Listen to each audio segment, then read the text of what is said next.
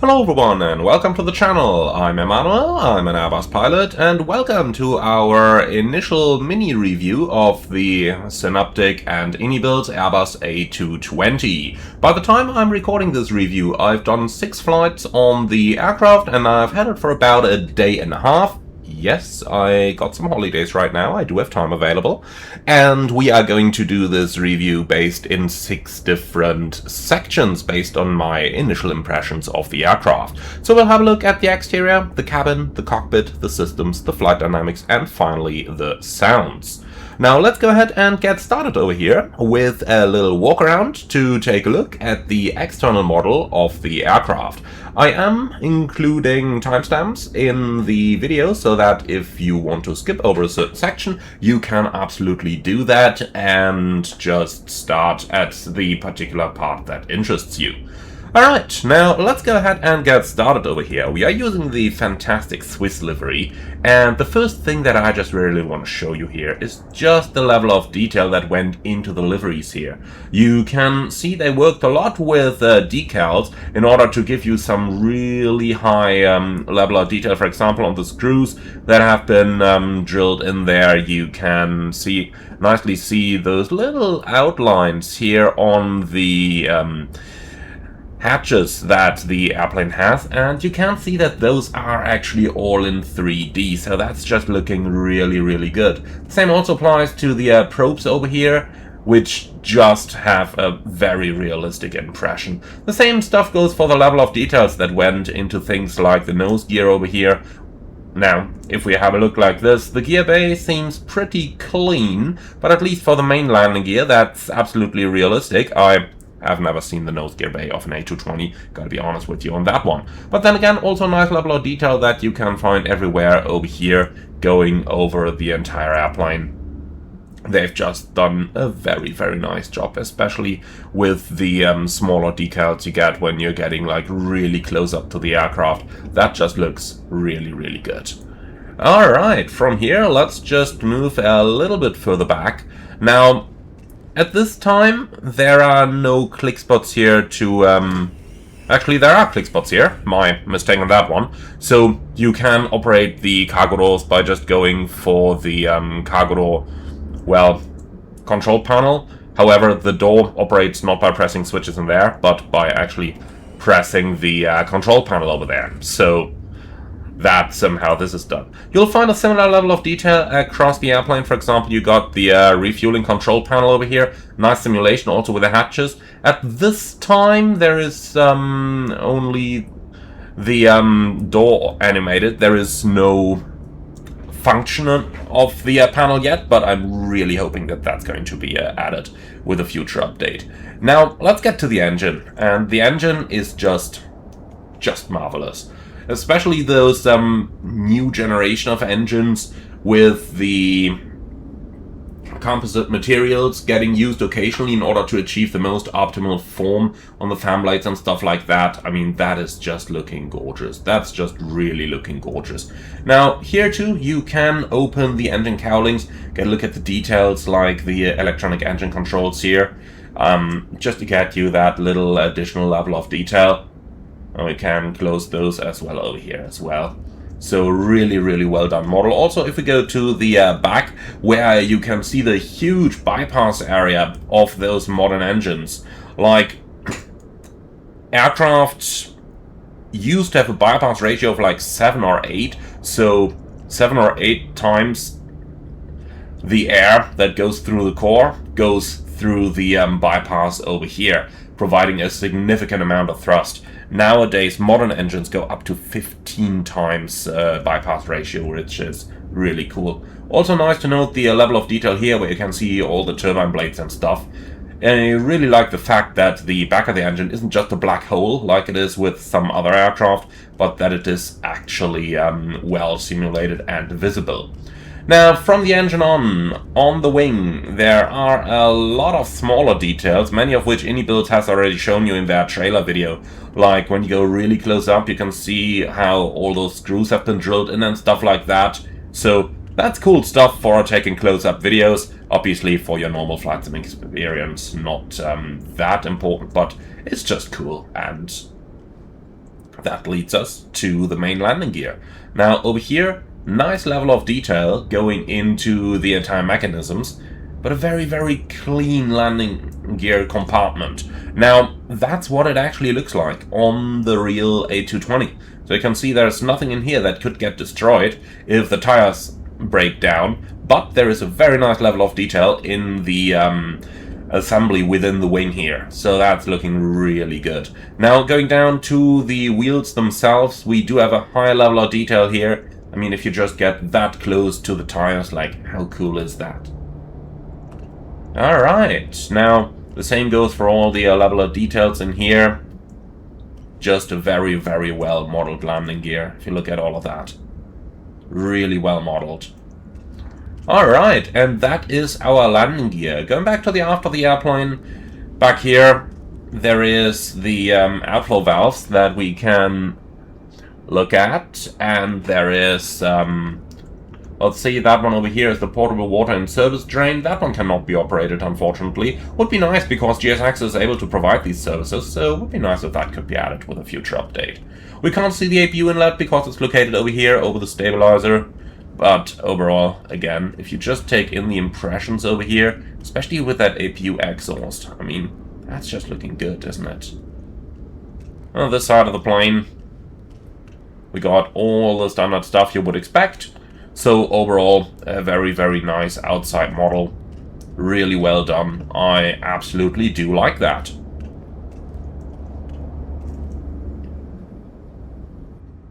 So that much about the outside model. Now follow me inside for a detailed look at the airplane's cabin. And we are just getting inside over here. First thing I notice is the level of detail in the door area over here, which is just looking really, really good.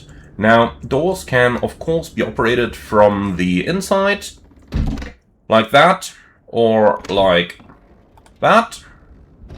And then looking around the forward galley area. Again, nice level of detail, also some nice details down here. Now, you got a couple animations that you're triggering, but those are basically within the flight deck. So even though it looks like there are click spots over here, don't be confused, you cannot operate those switches at this time. I mean, I'm kind of hoping for future updates there as always, because the cabin has a superb level of detail. So, we do have our standard galley on this side. Again, light switches, not operative at this time, but nice level of detail in here, and nice level of detail in here.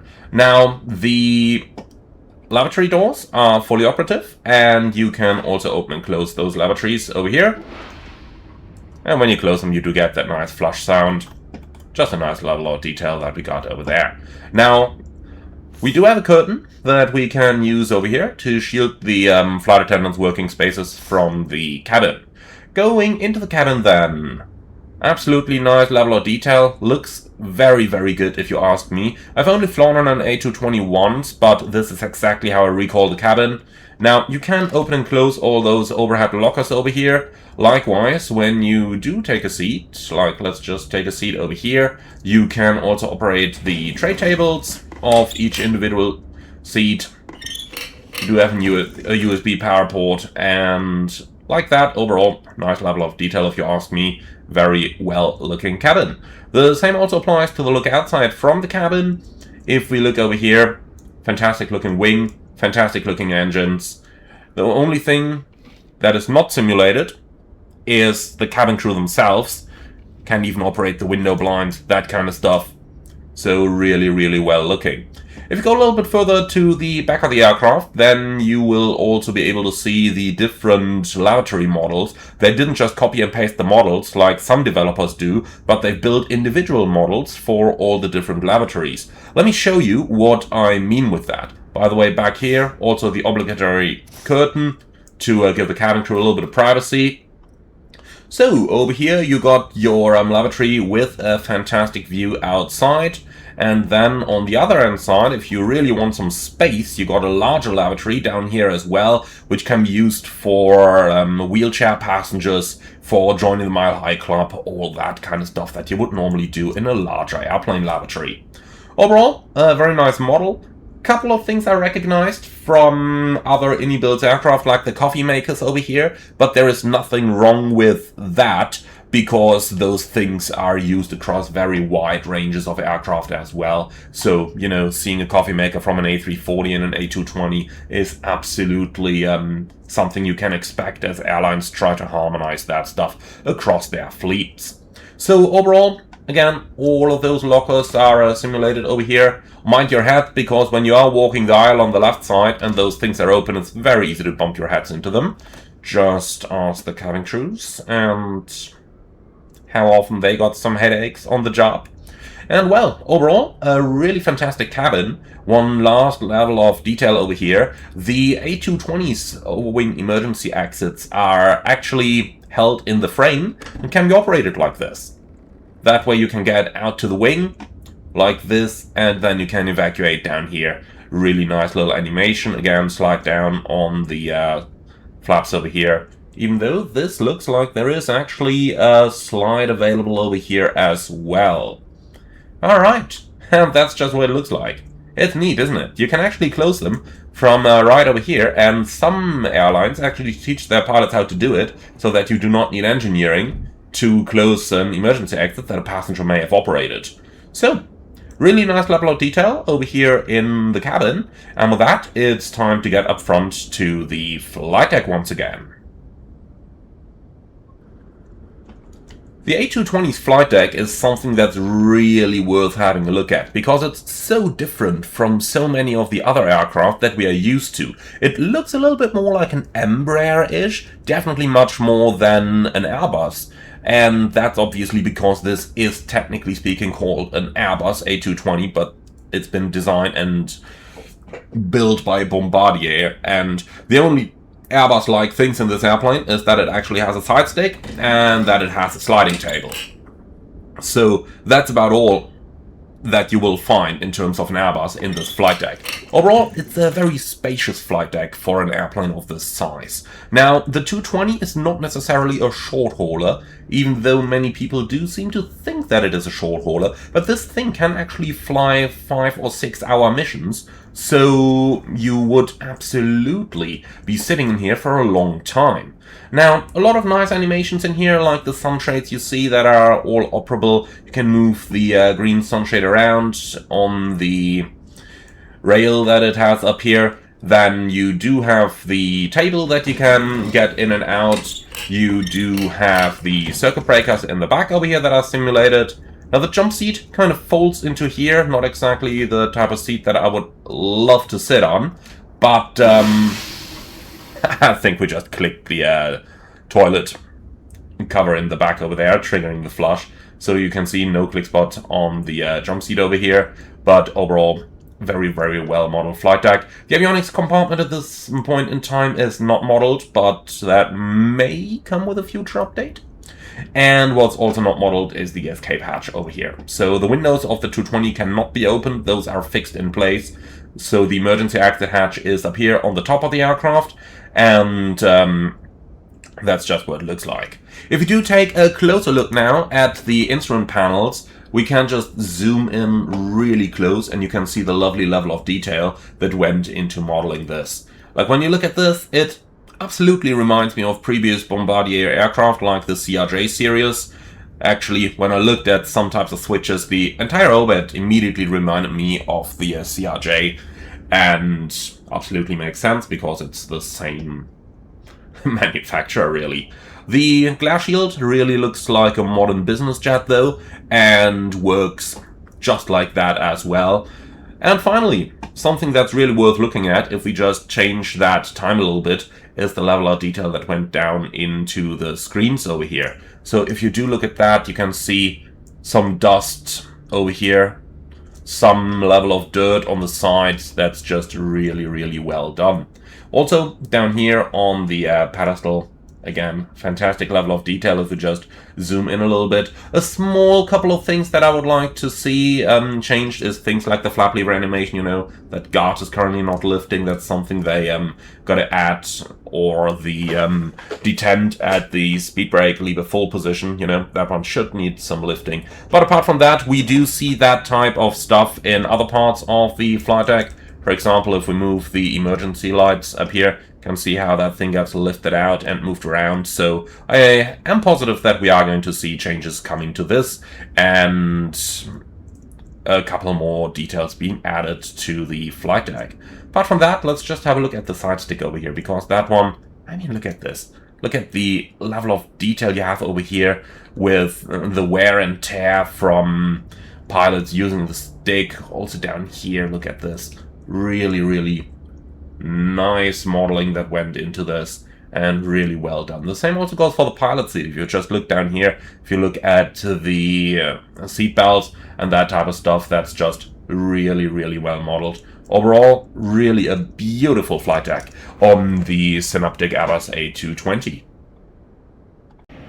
Now let's talk systems. Systems are something that are a little bit hard to showcase completely in a mini review like this one, but if you do want to see an extensive deep dive into the systems, then have a look into the live stream I did for my very first preview, where I went really deep into what the systems can and can't do, and you can be sure that I'm going to do some more detailed stuff with the airplane later on as well. Now, for this one, let's start by talking about what Synaptic says the airplane is intended to be, and then we're going to talk about my impression of the systems and whether they fulfill that promise or not. So, I had a little chat with Synaptic the day before recording this, and of course we talked about what the airplane is supposed to be.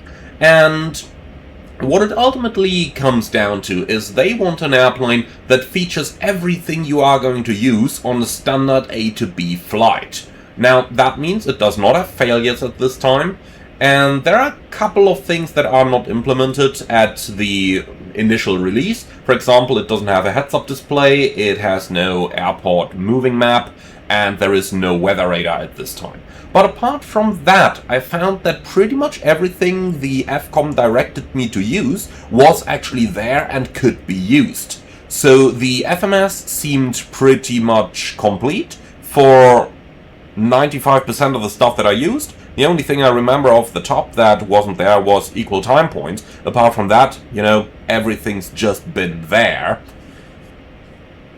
Going on from that, a lot of stuff that you would not necessarily use on a standard A to B flight is there as well.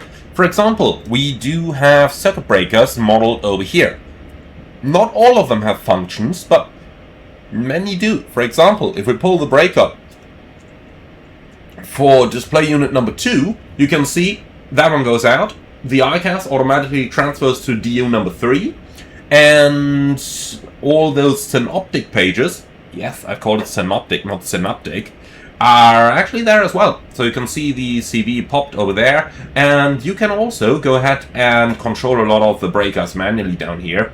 Just a nice little thing that you can do that adds into the immersion of this airplane. Now, the ICAS is obviously there, things like the info pages are there, and overall, most of the stuff that I wanted to use was actually there and could be used. The autoflight system could need a little taming at the time of this release, like it was a little eager to follow the target values, but that's all small stuff, and all the large stuff is really there. Something that really stands out with this aircraft is the GPWS, or rather the enhanced GPWS, with a level of detail on the terrain map that we haven't seen in, like, any other airplane just yet. Now that's of course because the A220 in the real world has probably the most detailed GPWS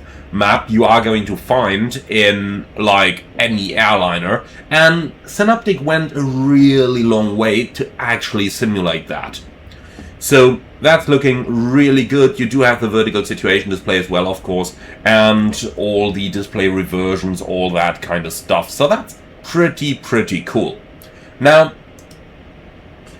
included in the system section, let's also quickly talk about the electronic flight bag. So the EFB is definitely one built by IndyBuilds, and it absolutely shows. If you've used the EFB on their A300 or their A340, then you immediately know what this is about. But for those of you who didn't yet, let me give you a very quick tour of the EFB. Click on my flight screen, where you can import your SimBrief flight plan, where you can also view your SimBrief flight plan like this. Then you can go to the ground menu, where you can, operate the doors, attach ground power units, covers, and where you can control the cabin lighting, but we're gonna get to that later on when we have a look at the airplane lights.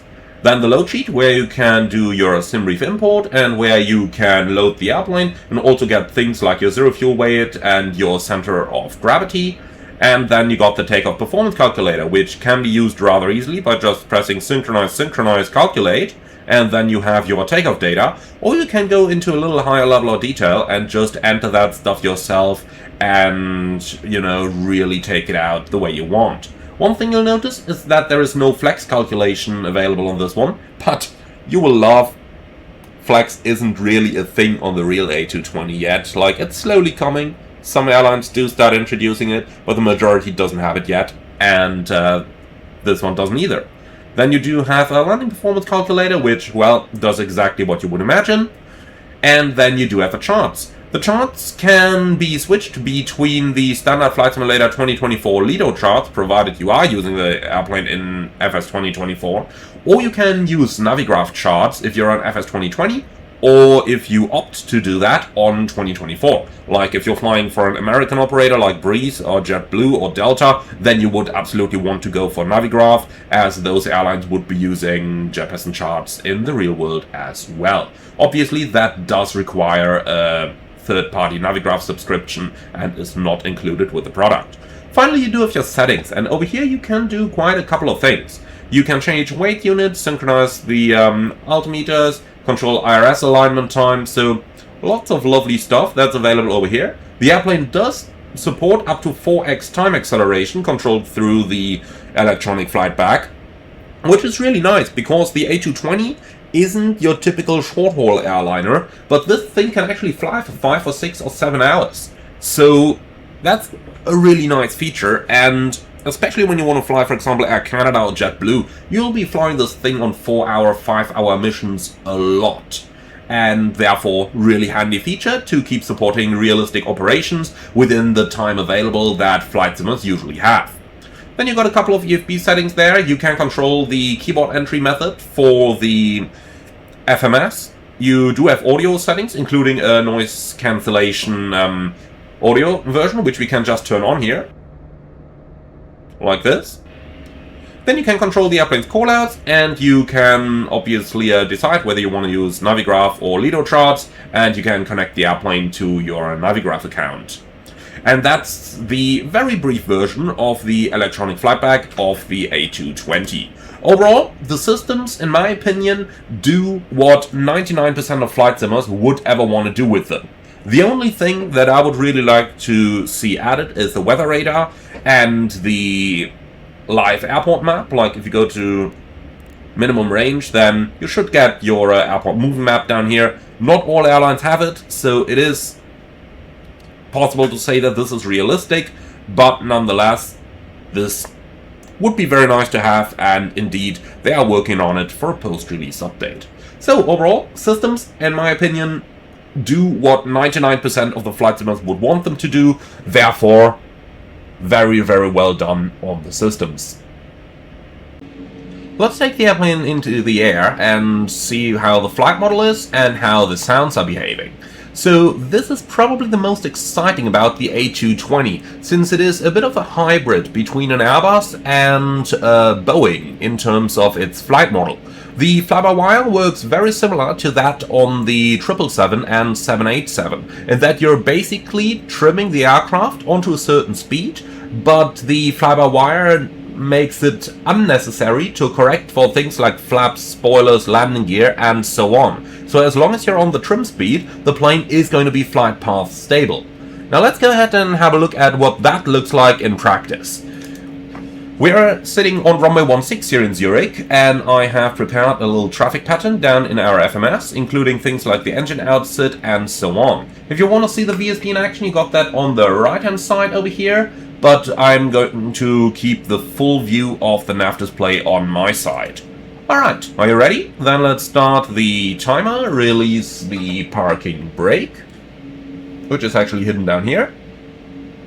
And then let's go, take off. Now listen to that engine howl.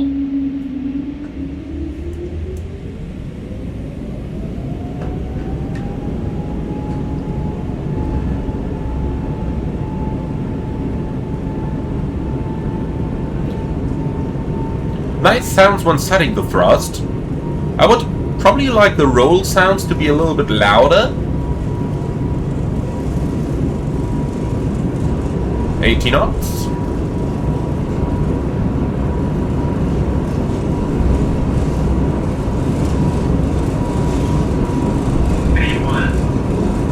Rotate, smooth pull at the stick, and then you can also do smooth rotation with this. Alright, positive climb, gear up.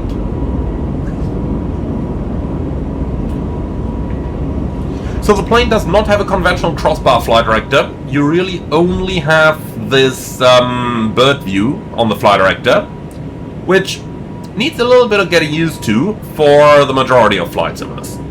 Now, you need very, very small inputs to fly the 220. Like when you look at the stick movements that I make down here versus the airplane response, let's just take it into a little left turn here. You can see it's almost no inputs. Like this is middle, and this is all I'm using in order to fly it. Likewise, if we want to pitch down a bit, again, this is all I'm using to control the airplane. So it's very, very, very smooth inputs on the stick to fly the airplane. You do have the fly-by-wire trim reference speed shown to you over here, and as long as you keep that round about where actually airspeed is, you do not need any inputs on the flight controls. Alright, let's level off in 4000 over here. Like this. Alright, so flaps 1.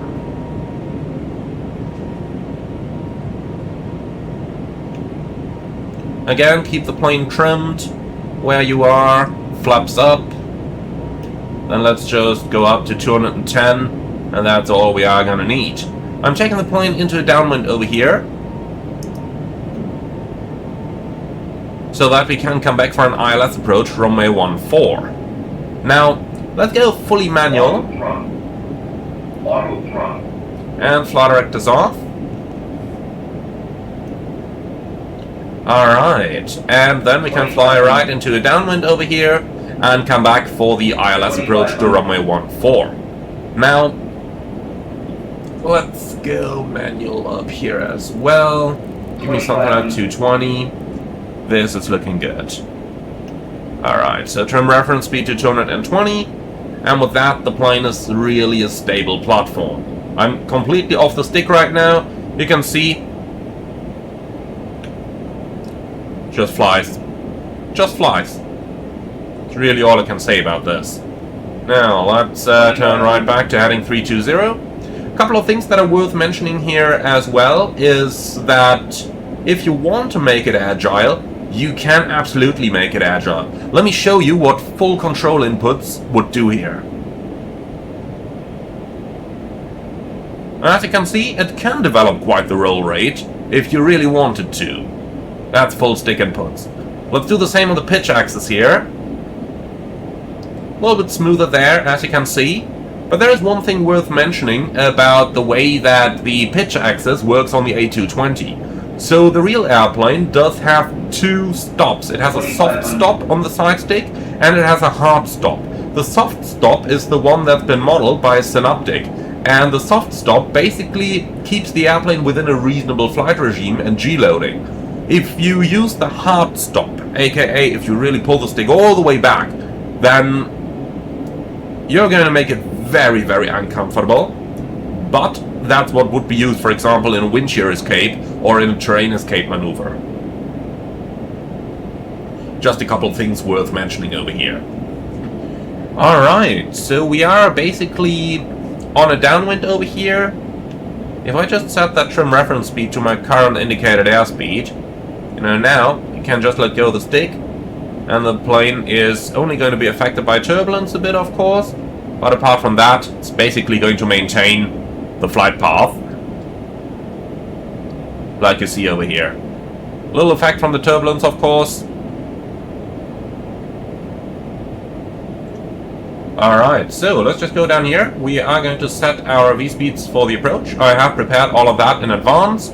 Let's go for auto brake medium, and let's just enter direct to Osnam. Like this, and execute, and that way 2500. we are now basically prepared for the approach. Let's switch the nav source over to the ILS, which is automatically tuned. Alright, messages are all copied, let's clear those away, and then we are basically set up to come back for the approach. Let's go back on our FMS speed control here. And then we can turn into the base. Again, you can see smooth inputs on the stick. She flies really, really well.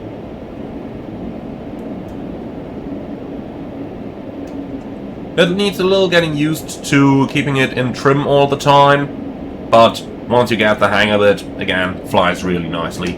Alright, Flux 1.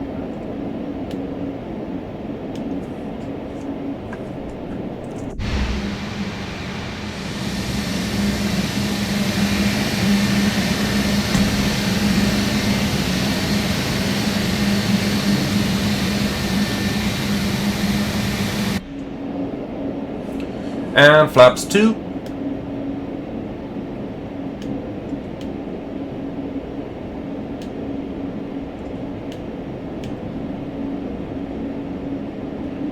Okay. 2500.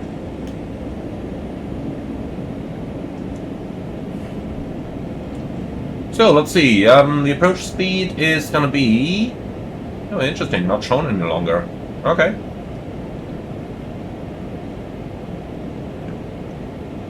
Well, we got it right on screen over here, so that's fine with me. Alright, we are joining the ILS now.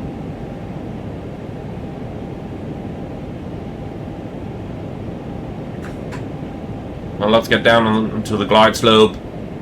Again, with the bird on the PFD, it's just really easy. Just put the bird at a 3-degree slope, and that's all you gotta do.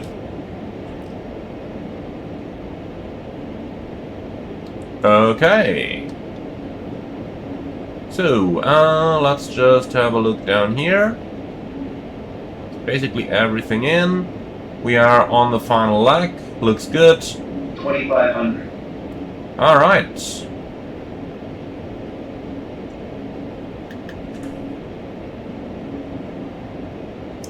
So it is about 135 knots approach speed here. Let's just dial that up.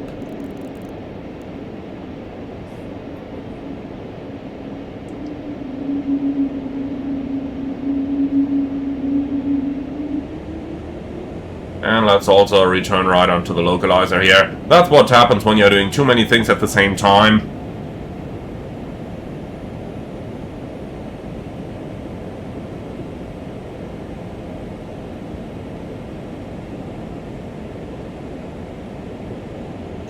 Alright, gear down, flaps 3.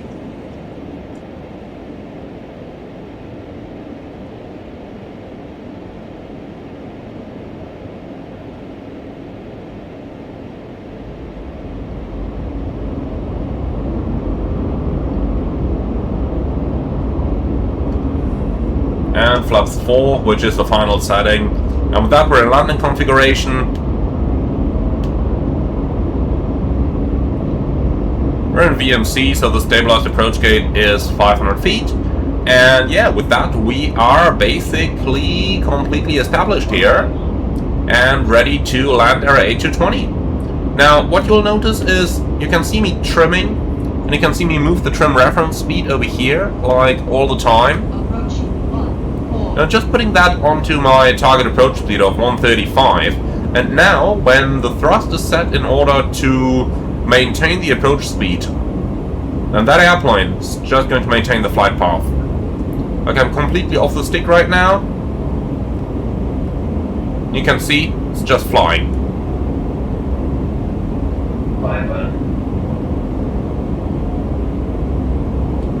Alright, so let's make it a smooth one. 400. 300.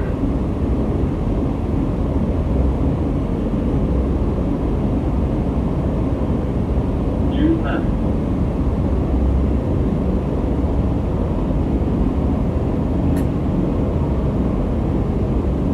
100. 50. 30. 20. 10. One small thing that I do notice with the release version is that the radio altimeter seems to say 10 the moment the plane touches down. That is, of course, a little hotspot for positive landings, if you want to call it that way.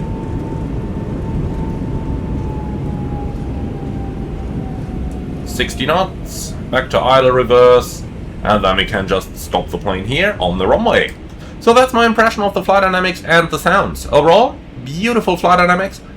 They do need very careful care. You cannot just use that side stick like it was any other stick you may be using regularly, so be careful on that side stick. Don't do this, that's not gonna get you anywhere. Just do this.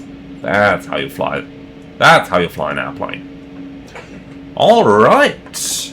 Now, let's go ahead and make it night and see what the lights look like. Let's start with the lights in a standard configuration. We only have the intake lights on, as well as the nav, beacon and logo lights. This is what it looks like inside the flight deck over here. Just a very nice backlighting. Looks really, really neat. Also very high quality of all the intake lights we have over here. And very well balanced as well. There is nothing that would stand out, like if I would turn one of those displays up a little bit more, you know, you see what I mean. Nothing that stands out, a very well balanced setup. On the outside, this is what it looks like. We got the nav lights that are illuminating quite the far area over here, maybe a little bit more than I would like to see. The beacon, in my opinion, is very good over here, also reflects off the top of the winglet. And then we have the logo light, and if you look very closely, you can see some of the light shining from the lamps on the stabilizers onto the vertical stabilizer, which looks really good. Now, let's go right back into the cockpit over here and have a look at some of the options we have available for the lights. Now, we're going to start on the overhead panel, where you got the controls for things like the intake lights that you can control over here, from very weak to very bright. Then you have controls for the annunciators, which you can tune between bright and dim. And then you also have a storm light, which basically turns the dome light here to maximum brightness. That is, weirdly enough, attached to the annunciator light, but Bombardier. We do have reading lights in the aircraft that illuminate up here, and if we look down here, this is the area that they do illuminate. But now let's get to those lights that you would use a little bit more frequently. And those controls are located down here on the pedestal, right over here. So that's the floodlights, which we are going to start with. And I'm just going to turn the view over to something like this over here. So the floodlight switch is down here. Let's start turning that one on. You can see you're getting some illumination of the middle area, as well as the area on the side where the paper clip is located. This is what it looks like. So let's just turn that all the way up.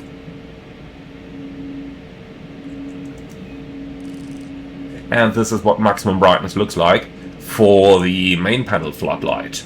Again, quite neat. Now, you do have separate controllers down here for things like the display and Asus, and you can also control the main panel and the glass shield backlighting separately down here and down here. So that way you can really bring the airplane into whatever configuration you would like to see. Really neat. Now, from here on, let's go ahead and have a little look at some more options. So there is of course a dome light that's available. Let me turn the floodlight back off again. And now let's turn on the dome light, which is located right over here.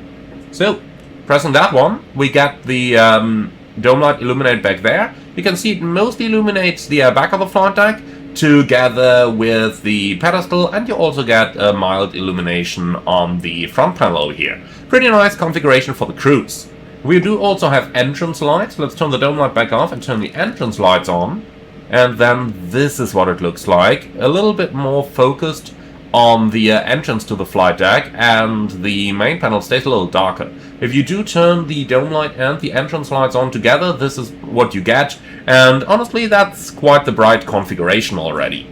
Now, something worth mentioning here is that modern airliners are often not as bright as flight simmers would imagine. So something like this would really be all we're gonna get for an airplane like this, and I do totally see that as realistic.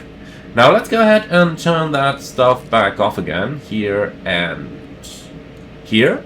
And let's just have a look at a couple of the external lights.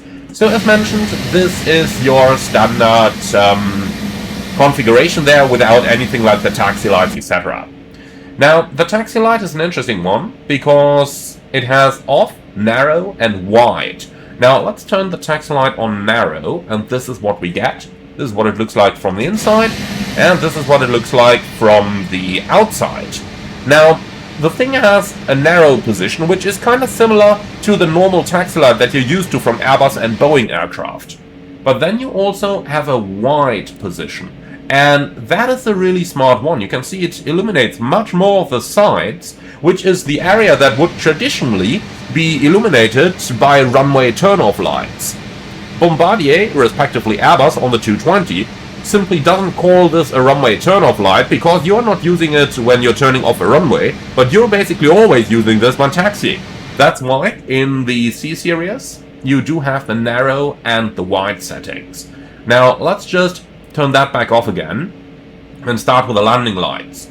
So we do have a nose landing light, which we can turn on over here, and as you can see, it illuminates a really small area in front of the aircraft, but illuminates it pretty widely, like to around about here. That's about 3 times the distance of the taxi light. But then again, the sense of landing lights is not to illuminate what's ahead of you, but to make yourself seen by other aircraft. Let's turn on the left and the right landing lights as well, and then this is what we are getting here. And again, from the outside, this is what it looks like. You can nicely see where the beams are hitting the ground over here, with the lights themselves located right down here underneath the fuselage. Now, let's go ahead and turn on the taxi and the landing lights at the same time. So this is the typical configuration you would have when operating the airplane at night. You can see you have a pretty wide area of illumination in front of you, and you really see everything that you want to see here. Very well done. Now let's do one more, and that is the strobe lights and the wing lights. For that I'm going to turn the landing lights and taxi lights back off. Let's turn the strobes on, see what that does.